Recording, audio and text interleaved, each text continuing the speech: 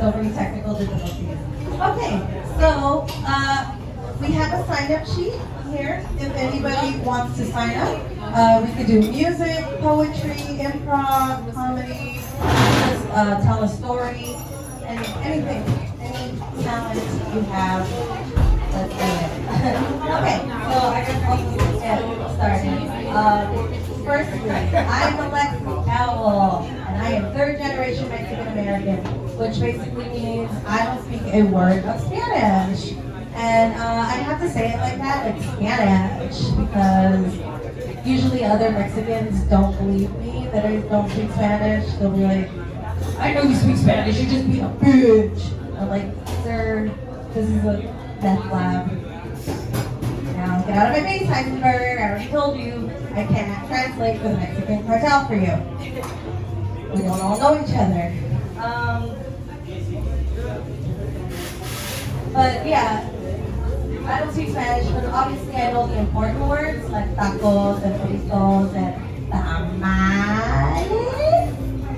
If you ever find yourself in a Hispanic neighborhood, we all have a tamale lady that wakes everyone up at 5 o'clock in the morning. When the light meets the darkness, she wakes everyone up with a glorious cackle of tamales. She's kind of like La Llorona. If you don't know who La Llorona is, she's basically the Mexican version of a banshee. She's kind of like La Llorona, but for food. And instead of coming for your children, she comes for your wallet and your waistline.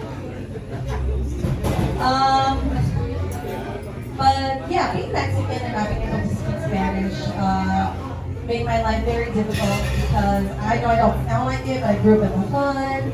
I probably grew up in one of the most notorious hoods. Anybody here familiar with Compton, California? That's right, me, Lexus, straight out of Linwood. Linwood is a city next to Compton. Different city, same vibe.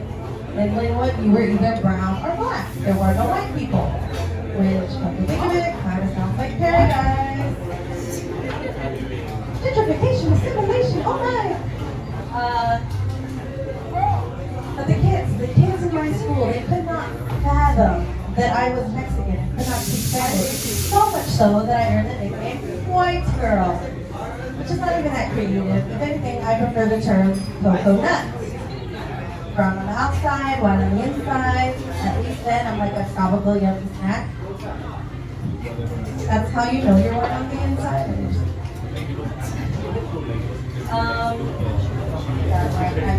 Let's just see my quick thought here. But imagine, day in and day out, you're not Mexican, you're not one of us, you're just a white girl. Do you have any idea what that does to a young, impressionable mind? So eventually, I started to believe it. I was like, oh my god, I think I'm white. I need to work on this.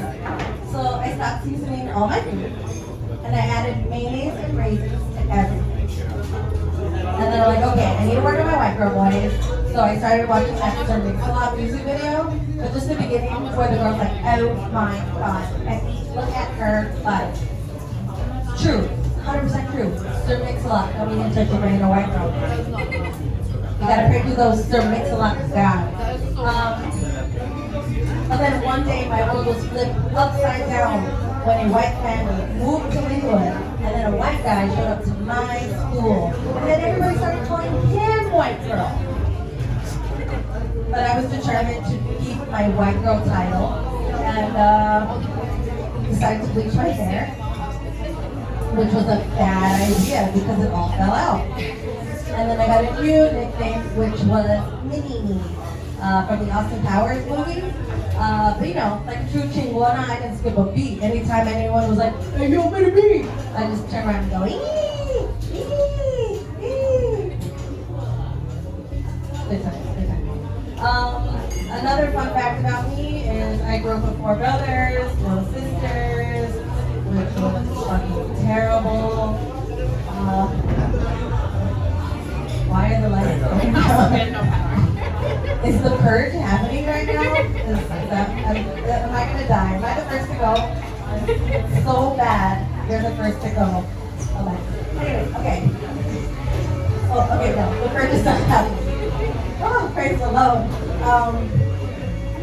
So yeah, playtime would usually end. I'm way off. Okay. So growing up with four brothers was terrible. You know, it's just way too much testosterone walking there, making me a very weird, confused child. I distinctly remember embarrassing my little brother in front of all his little friends by scratching his head and saying, "My balls itch." I was 9. What did I know about itchy balls?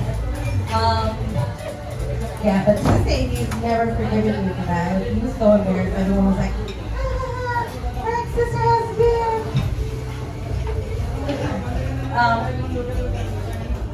But yeah, if I ever wanted to watch like my girly television TV shows, I never got to watch, Sailor Moon or Rainbow Bright. I was always forced to watch, Batman or Superman or some man with a superpower. And I'm sorry, but I'm one of those girls who's not giving a shit about superheroes. My main takeaway from watching all those Spider-Man cartoons is like, why is Mary Jane always wearing the same outfit? You're on a TV show, get a stylist, bitch. But there was this one episode of Batman where Harley Quinn and Poison Ivy were running around just like, "Oh, the patriarchy!" I lived for that episode, It was the first time I got seen within a man's world. And the moment I realized I was totally vicarious. Hey! Yeah. Having four brothers sucked because playtime would usually end in a bloodbath. And I'm not talking about the time that I threw a tampon at my brother in a fit of rage. Got real quiet for that one. So if I ever wanted to play Tea Party with my brothers, they would never want to play. And then I'd finally get one of them to agree to play with me. And then the Tea Party would suddenly turn into a home invasion. A home invasion toward Barbie needed to give up the secret recipe to what made her tea so awesome. She didn't give up that recipe, then Ken was gonna get shot in the head. That's right, Barbie. You're about to watch the only man you ever loved die right before your eyes. Give us the recipe. See? Playtime ended in a bloodbath.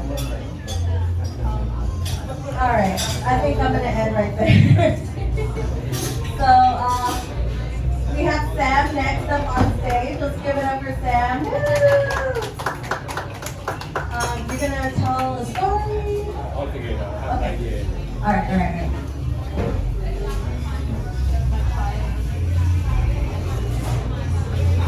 There's no need to record this. This is gonna start, just preparing myself. In fact, I want this on record at all.